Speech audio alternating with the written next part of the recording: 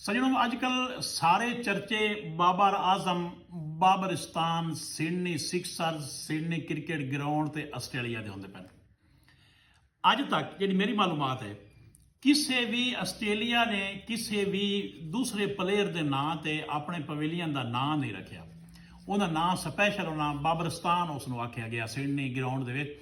ਔਰ ਜਦੋਂ ਬਾਬਰ ਆਜ਼ਮ ਨੇ ਆਸਟ੍ਰੇਲੀਆ ਦੀ ਸਰਜ਼ਮੀਨ ਤੇ ਲੈਂਡ ਕੀਤਾ, ਉੱਥੇ ਆਪਣੇ ਉਹਦੀ ਟਿਕਟਾਂ ਸਾਰੀਆਂ ਹੀ ਸੇਲ ਹੋ ਗਈਆਂ। ਜਿਹੜੇ ਪੈਸੇ ਉਹਨਾਂ ਭਰੇ ਆਣ ਉਹ ਉਦੋਂ ਉਹਨਾਂ ਦੇ ਪੂਰੇ ਹੋ ਗਏ।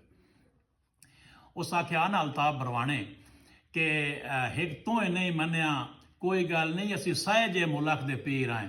ਤੇ ਇਹ ਸਹਿਜੇ ਮੁਲਕ ਦੇ ਪਾਕਿਸਤਾਨ ਵਿੱਚ ਕਦਰ ਕੋਈ ਨਹੀਂ। ਪਾਕਿਸਤਾਨ ਵਿੱਚ ਅੱਜ ਵੀ ਉਹਨੂੰ ਤਨਕੀਦ ਦਾ ਨਿਸ਼ਾਨਾ ਬਣਾਇਆ ਜਾਂਦਾ ਹੈ। ਲੇਕਿਨ ਜਿਤਨੀ ਇੱਜ਼ਤ ਦੁਨੀਆ 'ਚ ਬੜੇ ਵੱਡੇ ਪਲੇਅਰ ਹੋਏ ਨੇ, ਆਸਟ੍ਰੇਲੀਆ ਜਾ ਕੇ ਉਹਨੇ ਖੇਡਿਆ ਵੇ। ਆਸਟ੍ਰੇਲੀਆ ਦੇ ਆਪਣੇ ਬੜੇ ਪਲੇਅਰ ਨੇ, ਬਹੁਤ ਵੱਡੇ ਜਿਹੜੇ ਨਾਂ ਵਾਲੇ ਪਲੇਅਰ ਨੇ, ਦੁਨੀਆ ਦੀ ਜਿਹੜੀ ਫਤਹ ਕੀਤੀ ਹੈ ਵਾਕਈ।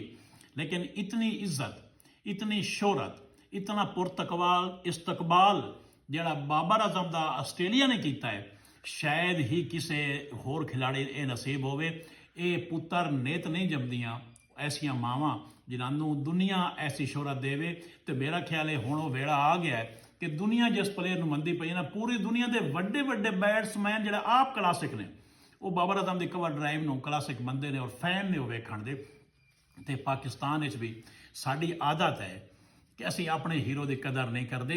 ਇਹ ਜਿਹੀ ਹੀਰੋਜ਼ ਦੀ ਕਦਰ ਕਰਨੀ ਸਿੱਖੋ। ਜਿੱਥੇ ਆਸਟ੍ਰੇਲੀਆ ਨੂੰ ਪਤਾ ਹੈ ਕਿ ਇੰਪੈਕਟ ਪਲੇਅਰ ਕੀ ਹੁੰਦਾ ਹੈ, ਤਾਂ ਉਹਨਾਂ ਉਸੇ ਵਾਸਤੇ ਲਿਆ ਹੈ। ਹੁਣ ਦੁਆ ਕਰਦੇ ਹਾਂ ਕਿ ਉਹਦੀ ਫਾਰਮ ਵੀ ਅੱਛੀ ਹੋਵੇ ਤਾਂ ਸਕੋਰ ਕਰਕੇ ਵਿਖਾਵੇ, ਨਹੀਂ ਤਾਂ ਇਹਨਾਂ 'ਚ ਸਾਡੇ ਜਿਹੜੇ ਸੋ ਕਾਲਡ ਜਿਹੜੇ ਮੁਬਸਰੀਨ ਨੇ ਉਹਨੂੰ ਬਾਬਰ ਆਜ਼ਮ ਦੇ ਪੱਲੇ ਛੱਡਣਾ ਹੀ ਕੋਈ ਨਹੀਂ। ਅਗਰ ਬਾਬਰ ਦੇ ਫੈਨ ਹੋ ਤਾਂ ਇਸ ਤੋਂ ਕਮੈਂਟ, ਲਾਈਕ ਤੇ ਫਾਲੋ, ਸ਼ੇਅਰ ਕਰੋ। ਬਹੁਤ ਸ਼ੁਕਰੀਆ ਜੀ।